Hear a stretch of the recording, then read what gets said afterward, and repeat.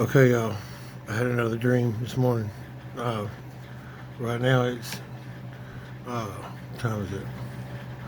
3:24 a.m.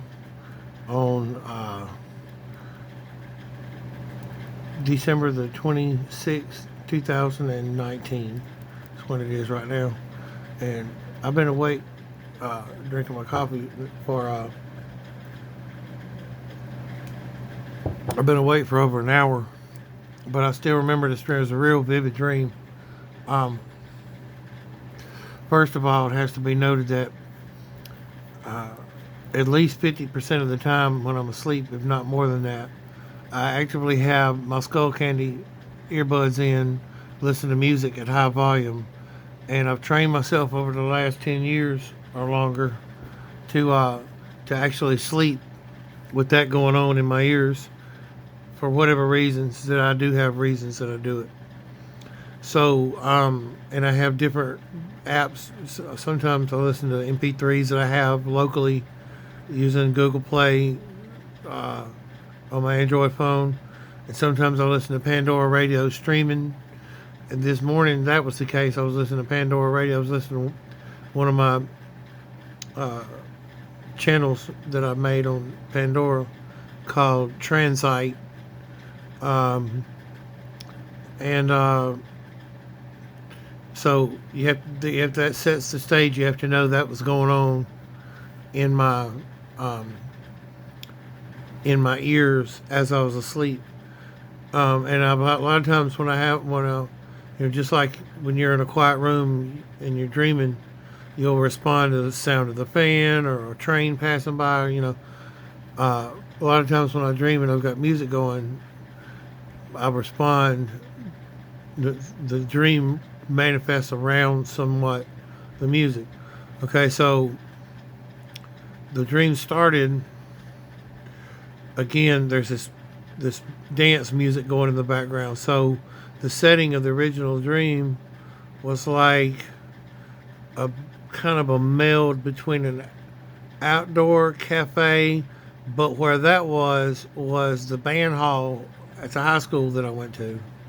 But there was no roof on it. It was like outdoor, but it was a club, and there was a lot of integrated vegetation like trees and vines and landscaping plants. Around this like area. It was almost like weird, like almost something like a Star Wars or science fiction or something like another planet because of the way that these roof and ceilingless buildings were integrated with all these different plants.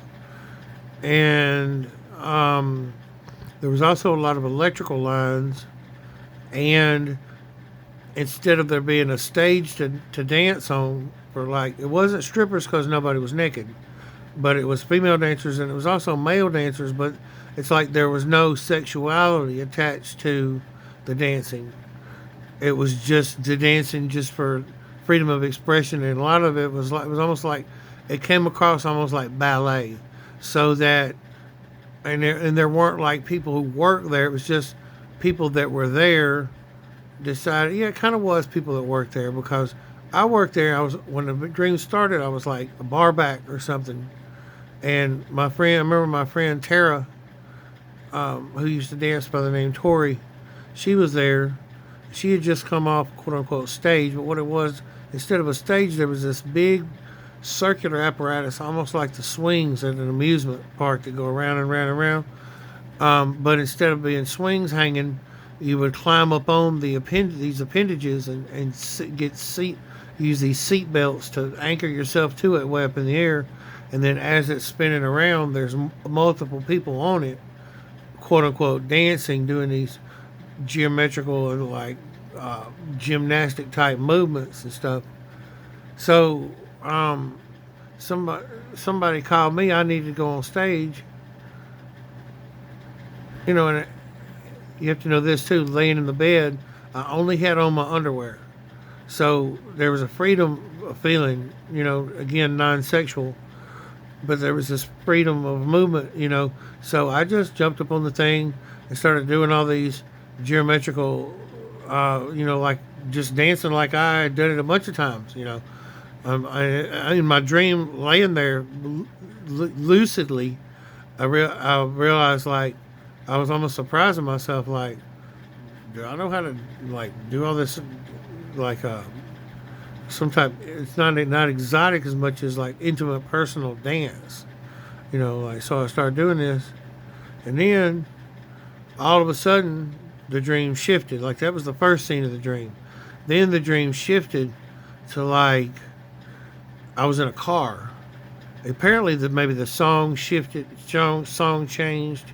That was in my ears, laying there. So, and it was a fast-paced song. I remember because it was the song was still playing when I woke up from the dream. This song was really fast-paced, so my mind shifted. I was in a car, and I was driving really crazy and fast. And then somebody else I knew appeared as another driver, and it was Joshua Maxwell. And he was like driving me and him were trying to get through this course, and he was up front for a while, and then I'd get up in front of him and I'd be in front, and then he'd get up in front of me. It wasn't like we were racing each other, but we were both racing to get somewhere, almost seemingly like to get away from the setting of the last scene. Almost like it freaked myself out that I was some type of dancer. So I jumped in the car and sped off.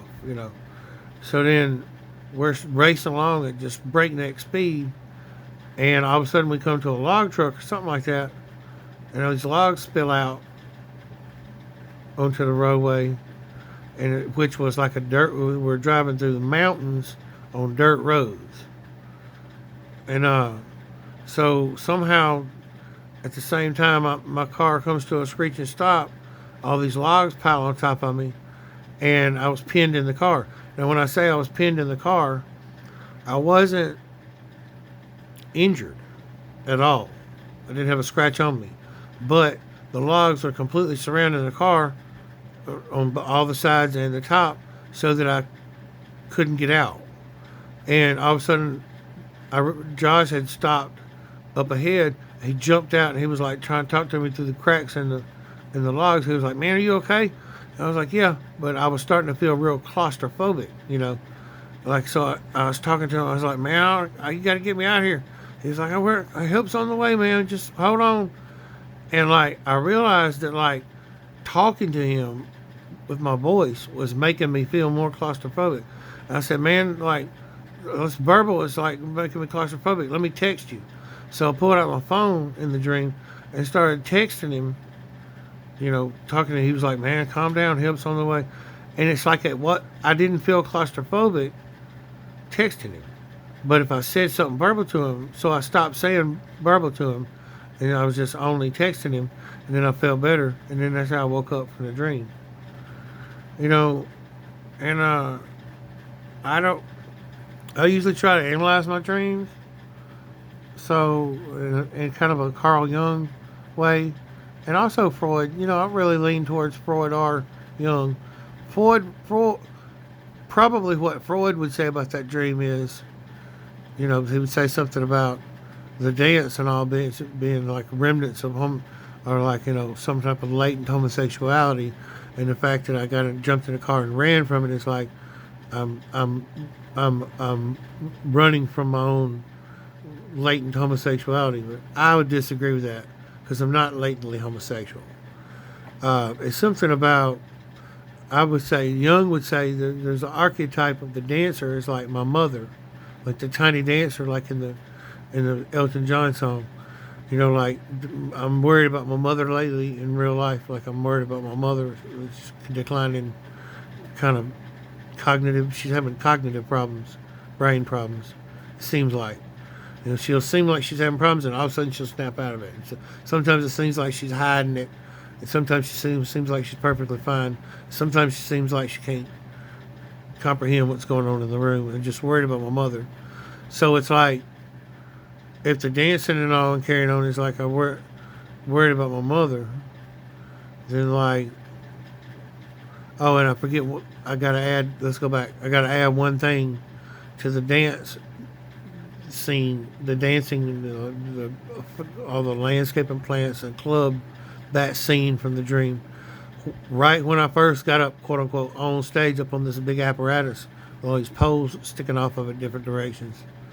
When I seat belted into it, like I said before, when I seat belted into it, connected to the seat belt was all these high voltage wires, and the wire that connected into the seat belt was a lead wire that led to it pulled me up into the dancing position up in the thing.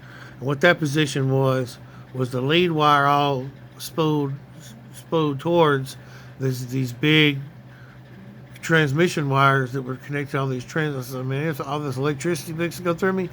And like when it coupled, electricity did go into me, and that's what allowed me to be able to dance. It's almost like I became some type of a docile puppet to this dance code that was being sent to me through these electrical wires.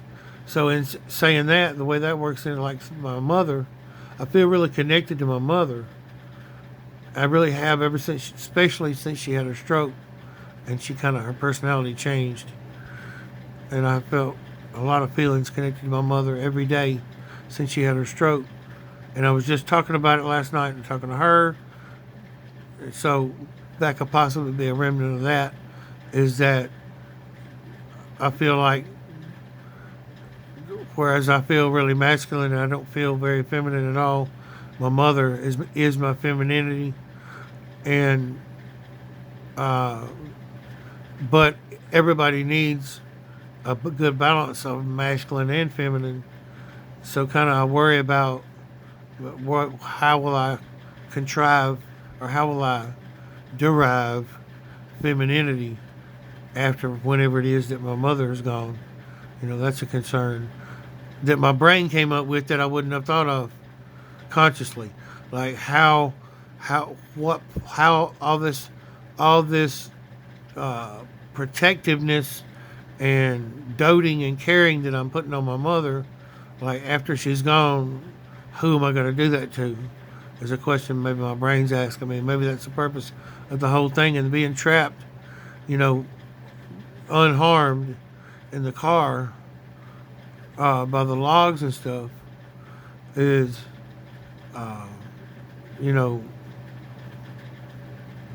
I think that's just literally my brain reminded me that I need to slow down and not drive so fast when I'm actually driving my car. Anyway, that's the Dream Man analysis. If you like any of this, I'm considering making some type of a YouTube channel, some type of a podcast, vlog, something. So if you like this and want to see other content like it from this channel, from this user, like, subscribe, and comment below. Let me know your thoughts. Thanks a lot.